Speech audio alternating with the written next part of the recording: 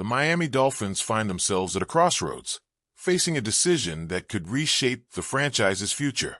The potential trade of star wide receiver Tyreek Hill has become a focal point of discussions, raising questions about the team's direction and strategy.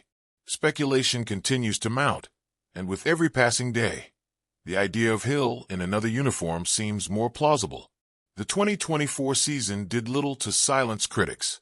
A campaign that started with so much promise ended in disappointment, leaving fans and analysts alike wondering if this roster, as currently constructed, has what it takes to compete in a loaded AFC. Expectations were sky-high heading into the season. Under head coach Mike McDaniel, the Dolphins had built one of the most electrifying offenses in the league.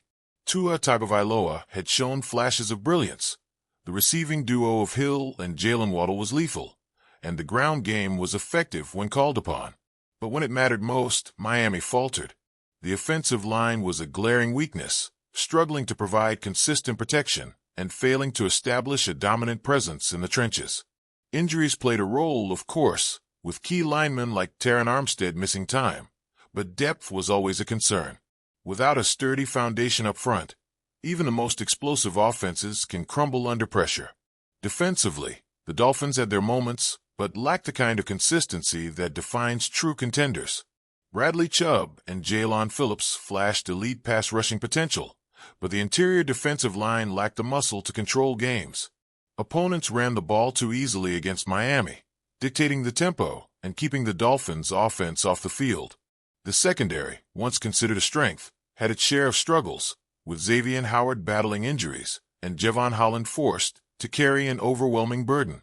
The departure of defensive coordinator Vic Fangio before the season added instability, and while Anthony Weaver stepped in admirably, the unit never found its identity. Through all the ups and downs, Tyreek Hill remained a focal point of the offense. But as the season wore on, frustrations began to boil over. The moment that truly sent shockwaves through the organization came in the season finale against the Jets. Hill, clearly disgruntled, refused to enter the game. In the aftermath, he didn't hold back. "I'm out, bro," Hill reportedly said, making it clear that his time in Miami might be nearing an end. While emotions eventually cooled, the incident raised a larger question. Does Hill still believe in the Dolphins' vision? And if not, is it time for Miami to make a bold move? The idea of trading Hill might seem drastic, but there's logic behind it. The Dolphins are tight against the salary cap, and moving Hill before July 1st would have minimal financial repercussions. A trade after that date would free up $15 million, flexibility the Dolphins desperately need to address their biggest weaknesses. Hill remains one of the league's most dangerous playmakers, meaning his trade value is still high. But at 31 years old, and having hinted at retirement after the 2026 season, Miami must consider whether it makes sense to hold on to him or cash in while they still can. A trade that sends Hill back to Kansas City in exchange for elite offensive lineman Joe Thuney and draft capital makes perfect sense. Miami desperately needs to bolster its offensive line, and Thuney is one of the best interior linemen in the game. Plugging him in would immediately elevate the Dolphins' pass protection and run game, bringing much-needed stability to an area that has been problematic for years. At the same time, Kansas City gets back its most explosive weapon, reuniting Hill with Patrick Mahomes in a move that would instantly make the Chiefs' offense one of the most dangerous in the league again. For a team that managed to reach the Super Bowl without a true number one receiver, getting Hill back could be the missing piece that puts them over the top.